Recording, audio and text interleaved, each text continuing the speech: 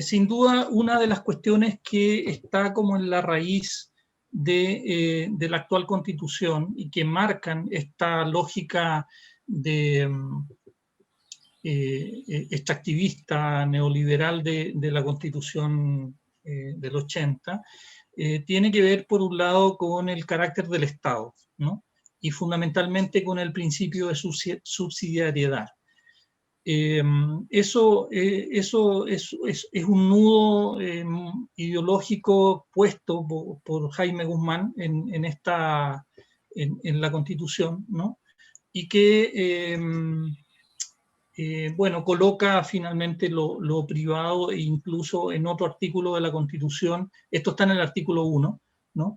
Y luego más adelante en el artículo 19, me parece, número 21, se materializa más concretamente cuando se declara, ¿no?, la libertad de negocios o el derecho a desarrollar cualquier actividad económica, y establece también las limitaciones para que el Estado pueda hacer actividad económica o actividad empresarial, ¿no?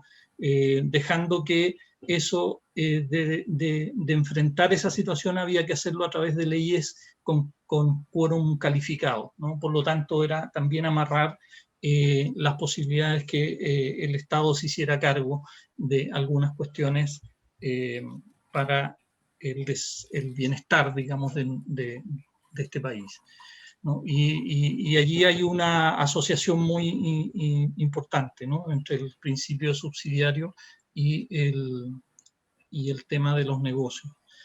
Por otro lado, también hay otros principios, como el principio de utilidad pública, que no están definidos ni mencionados directamente en la Constitución, pero que se heredan, y hay otros, digamos, menciono este por la cercanía con nuestras temáticas, que se heredan de paradigmas anteriores al neoliberalismo y que se empiezan a usar en el neoliberalismo como una manera de justificar políticas neoliberales extractivistas, ¿no? En función de la utilidad pública y empujar y ampliar la frontera extractivista, supuestamente bajo ese paradigma, ¿no?, de bienestar y, entre comillas, desarrollo que venía de las décadas anteriores. Y esto se distorsiona y se empieza a usar en las concesiones, en el agua, en la minería, etc., ¿no? Lo otro es el carácter de la propiedad privada establecido en la Constitución. Ya ayer, en la exposición de Camila lo mencionaba, ¿no?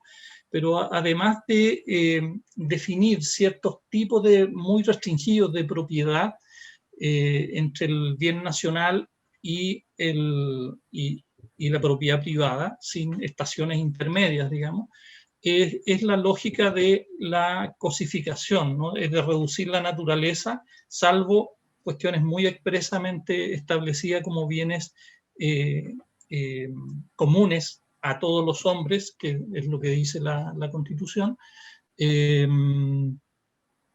Se produce lo que ella mencionaba como la cosificación de la naturaleza, ¿no? Se reduce a una cosa y, por lo tanto, a una mercancía que puede ser transferida, arrendada, vendida, etc.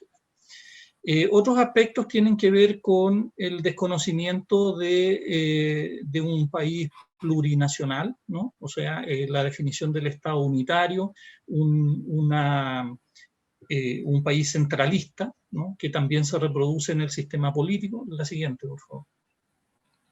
Y que sin duda es un problema que hoy día está muy vigente y muy presente en los debates de nuestro país, y que derivan, por ejemplo, que llevamos en 30 años sin que se hayan cumplido los compromisos con los pueblos indígenas del reconocimiento constitucional, y por lo tanto asumirse como un país plurinacional, ¿no? También en lo territorial, ninguna consideración ecosistémica, una lógica más geopolítica en la división político-administrativa del país, pero que además tiene este déficit, ¿no?, de no considerar en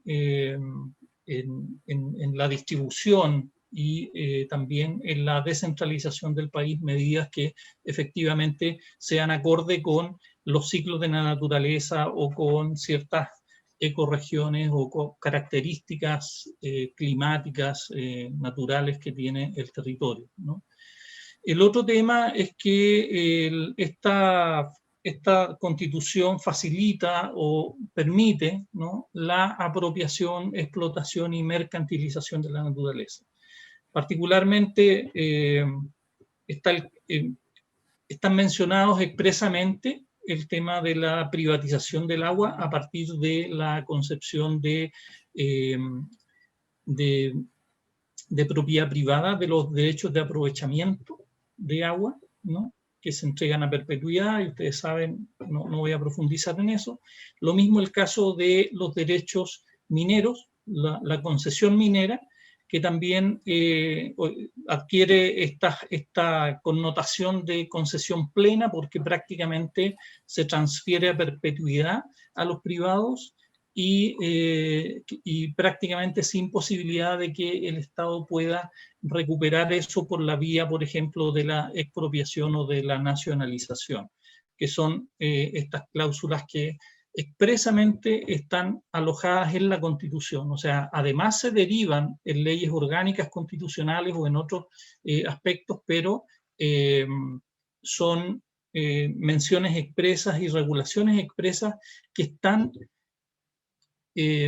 establecidas en la Constitución y protegidas en la Constitución por las protecciones de la propiedad privada, que son, en el caso de nuestra Constitución, la Constitución del 80, vigente actualmente, eleva en el fondo la propiedad privada al mismo nivel prácticamente que una garantía constitucional como el derecho a la vida u otros derechos constitucionales, ¿no? Y también permite otras formas de privatización de las funciones de la naturaleza o de los servicios, como algunas personas los servicios ecosistémicos, como algunas personas le mencionan, y también esto de la financiarización de la naturaleza, que es meter, ¿no?, lo que nosotros consideramos bienes comunes en la lógica de lo financiero y por lo tanto como parte de los procesos de acumulación neoliberal y capitalista en nuestra realidad. La siguiente.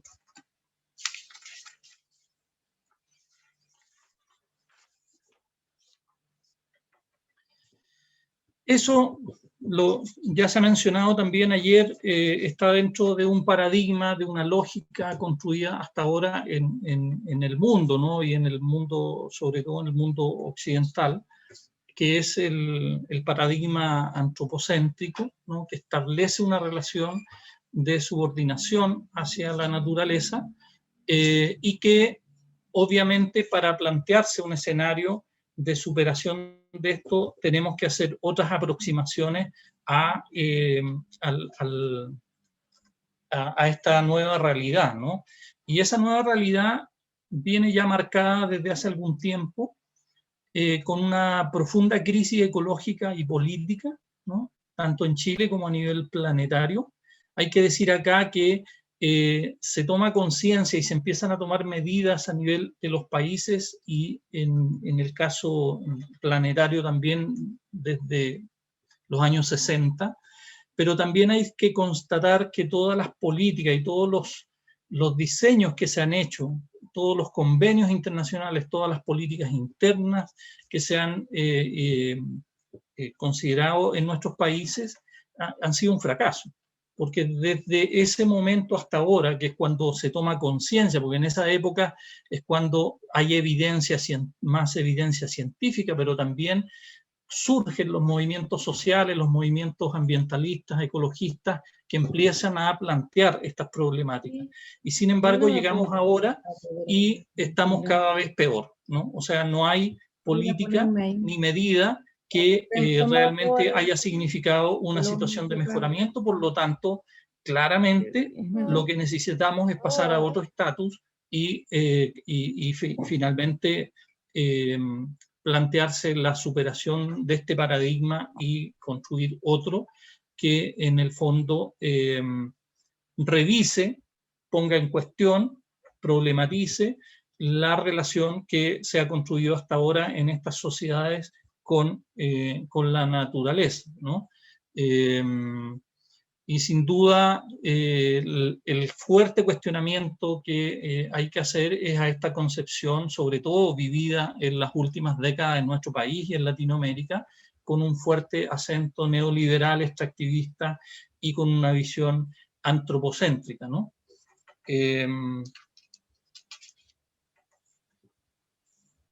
Y aquí también surge el cuestionamiento al paradigma del desarrollo, ¿no?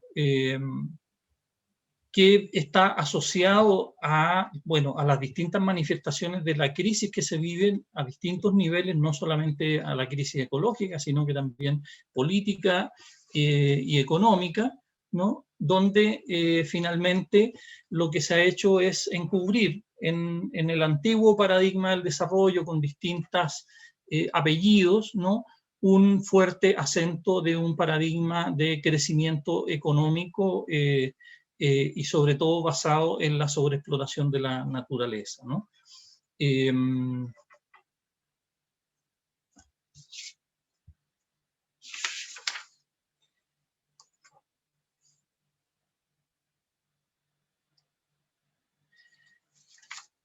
Y es así como, tratando de resumir un poco, ¿no? Es que también paralelo a esto surge una concepción del derecho ambiental, ¿no? Que está muy ligada a las políticas de las últimas décadas, pero que finalmente también es parte del cuestionamiento hoy día, puesto que pone un fuerte acento en generar políticas orientadas a la mitigación, ¿no? Tanto a nivel de normas como a nivel de gestión, y por lo tanto también es parte de este cuestionamiento. O sea, hoy día el abordaje de la política y de la gestión ambiental también es un componente de este paradigma que necesitamos problematizar y superar, ¿no? La siguiente. Bueno, esta es una imagen que hemos, que de alguna manera muestra esta fuerte contradicción que estamos viviendo, ¿no? Entre este crecimiento económico versus los límites, ¿no? De los territorios, pero que también tiene un fuerte acento en lo impositivo y en el uso de la violencia, ¿no? Que está un poco detrás de esa imagen. La siguiente, por favor. Y que finalmente busca, digamos, imponer una lógica de progreso, de bienestar, que es parte de ese paradigma. Entonces lo que necesitamos, sin duda, es concebir otro paradigma. Tenemos la oportunidad en los debates que se están dando hoy día, ¿no? Y las construcciones que ya se vienen dando a nivel de los movimientos, sobre todo a nivel de los movimientos socioambientales, los movimientos territoriales de los pueblos indígenas, ¿no? Y que recogen también de la experiencia que se viene haciendo en Latinoamérica, ¿no? Y en ese sentido, el buen vivir y la naturaleza con derechos es parte de este nuevo paradigma que se viene recuperando, porque son cosas que de alguna manera están en distinta lengua, en distintas culturas de nuestra América Latina, y que adquieren o hacen una mixtura, ¿no? También con las nuevas culturas y las culturas y pueblos ancestrales. Sin duda, en el caso de nuestro país, un tema central es la desprivatización y desmercantilización de los bienes comunes, ¿no? Eso es sin duda un eje central en el proceso de debate constituyente en el que estamos, y que pasa, por un lado, por una comprensión de la crisis que estamos viviendo, ¿no? Con esta profundidad y radicalidad que se necesita hoy día, ¿no? por las consecuencias y las desigualdades y todas las problemáticas estructurales que hemos visto, además que se han visibilizado a partir también de los tiempos de pandemia, ¿no? Y en ese sentido, nosotros compartimos, ¿no?, el camino de considerar la naturaleza como sujeta de derecho, y eso significa entender que la naturaleza tiene un valor intrínseco, ¿no?, que estos derechos que se le reconocen están por sobre la utilidad que la naturaleza tenga para las comunidades humanas, ¿no? Nos parece que es una mirada que evita esta mirada fragmentada que favorece la relación antropocéntrica, ¿no?, en términos de ver la naturaleza entre bienes y servicios, y también la gestión ambiental como parte de una lógica económica, y hay gestión ambiental en la medida que eso sea rentable, y si no, no conviene, digamos, ¿no? Entonces, y de ahí surge, bueno, toda esta nueva corriente en Latinoamérica que nosotros creemos que hace un aporte muy importante en la construcción de este nuevo paradigma. En ese sentido, el reconocimiento de la naturaleza, la Pachamama, la Ñuquemapu, como sujeto, no como objeto, no como una cosa, es un paso muy importante, ¿no? La naturaleza con derechos está asociado a reconocer la plurinacionalidad, ¿no? Acá hay un híbrido en estas visiones, pero sobre todo hay un fuerte comprensión nueva de las cosmovisiones ancestrales de los pueblos indígenas en esta construcción en Latinoamérica. Y entender también que esto está en una profunda crítica al desarrollo, ¿no?, a lo que se ha concebido hasta ahora como desarrollo, progreso y bienestar, que son categorías que de alguna manera están cuestionadas y que deben también resignificarse o directamente superarse, ¿no? La siguiente, por favor.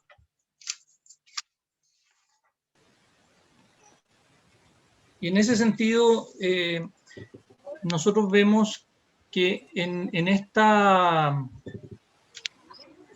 nuevas miradas tenemos la oportunidad de profundizar en los procesos constituyentes que están en curso en nuestro país, ¿no? Estoy terminando, ¿sí? Nosotros creemos que, bueno, esto permite pensar la política y la gestión ambiental de otra manera. No solo desde la utilidad y de la valoración económica, sino que desde una perspectiva de una naturaleza con derechos y por lo tanto la posibilidad de proteger todos los ecosistemas y las distintas formas de vida, ¿no? Como ha ocurrido en otros países, particularmente en Ecuador, esto sobre la base de otros principios que hoy día no tienen vigencia ni están incorporados en nuestras, no solo en nuestra institucionalidad, la Constitución y las leyes, sino que también en nuestro bagaje de conocimiento y de acción, ¿no?, como es el principio precautorio, el derecho a la reparación de los ecosistemas, el respeto a los ciclos y a la regeneración de la naturaleza, ¿no? Y por lo tanto esto nos permite también pensar, ¿no?, ciertos instrumentos de gestión de otra manera, ¿no?, tanto a nivel de las normas, por ejemplo, como de las evaluaciones ambientales bajo otro contexto y otra manera de abordar, ¿no?,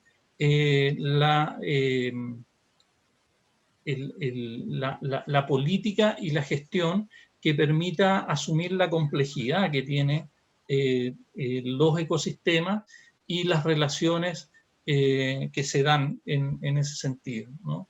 También esto plantea otros desafíos que ya ayer también de alguna manera se estuvieron discutiendo en algunos grupos, que tiene que ver con las representaciones legales y el tutelaje, ¿no? Hay un cuestionamiento, o incluso se infantiliza un poco la discusión respecto a los derechos de la naturaleza, respecto a quienes van a representar o van a exigir el cumplimiento de esos derechos. Bueno, hay ejemplos donde eso ya está ocurriendo, en el caso de Colombia, de Nueva Zelanda, pero también hay otras formas de representación que los estados han reconocido y que podrían también ser situaciones muy parecidas. Por ejemplo, los estados reconocen como sujeto de derecho a las empresas, que son entidades bastante, digamos, a las cuales se les podría hacer un símil, ¿no? Con estos otros nuevos sujetos y nuevos derechos que se podrían ir consagrando en una nueva forma de convivencia y de cómo asumimos, ¿no? Este nuevo paradigma, ¿no? Donde transitamos de una lógica de explotación, de subordinación, una lógica antropocéntrica, a una lógica de... ahí hay un concepto que se está usando, ¿no? Que es el concepto biocéntrico o sociobiocéntrico, dependiendo. Hay toda una discusión sobre esas conceptualizaciones, pero en definitiva lo importante es la sustancia de lo que queremos lograr en este camino que se ha abierto en nuestro país y que esperamos pueda nutrir el conjunto de las luchas sociales, ¿no?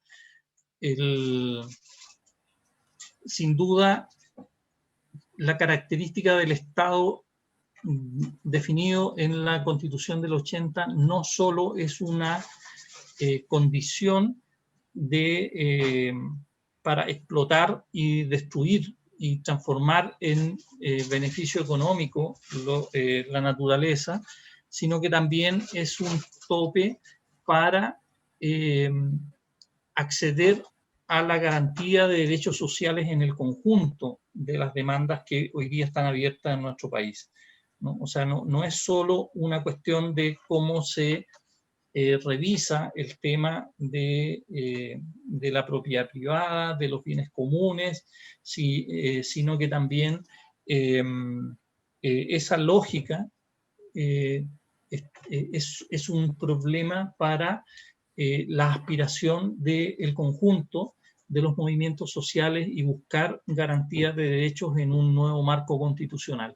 Así que son temas muy gravitantes que hay que considerar también en los debates políticos y constituyentes del próximo tiempo. Muchas gracias. Muchas gracias, Lucio. Por si acaso, no lo presenté como debía, ¿no? Lucio Cuenca, el director del Observatorio Latinoamericano de Conflictos Ambientales, que es la organización que invita a este espacio